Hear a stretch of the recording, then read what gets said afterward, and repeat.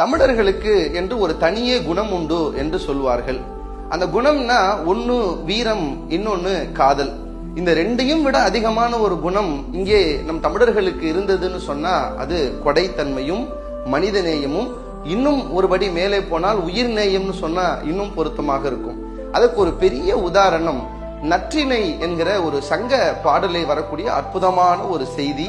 பரதவர்கள் தங்களுடைய ஓட்டுகிற இந்த தோணி அதனுடைய பலன் முடிந்த பிறகு அதை எப்படி கையாளுகிறார்கள் என்கிற ஒரு செய்தியும், உழவர்கள் தங்களுக்கென்று உழைத்த ஒரு காளை அதனுடைய வாழ்நாள் முடிகிற போது அதை எப்படி கையாண்டார்கள் என்கிற செய்தியும் ஒரு நற்றிணை பாடல் சொல்லுகிறது.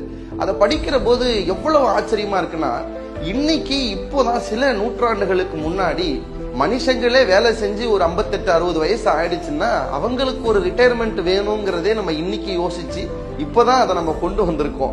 ஆனா சங்க காலத்திலேயே ஒரு ஓடம் பரதவர்களுக்காக ஓடி ஓடி ஓய்ந்து விட்டால் அதை ஒரு புன்னை மரத்தின் நிழல்ல கட்டி வச்சுட்டு அதுக்கு அகில் புகையால தூபம் காண்பித்து அதை இளைப்பாற வைக்க வேண்டும் என்கிற மரபும், ஒரு உழைத்த காளை வயதாகி போய்விட்டால் ஒரு புல் நிறைந்த வயலிலே அதை கொண்டு போய் விட்டுட்டு ஒரு காவலாளியும் போட்டு ரிட்டையர்மெண்ட் வித் பென்ஷன் அப்படிங்கிற ஒன்றை காளை மாட்டுக்கும் அறிமுகப்படுத்தியவர்கள் நம்முடைய தமிழர்கள் என்கிற பெருமையை இந்த நற்றிணை பாடல் சொல்வதிலிருந்து நாம் பார்க்க முடிகிறது.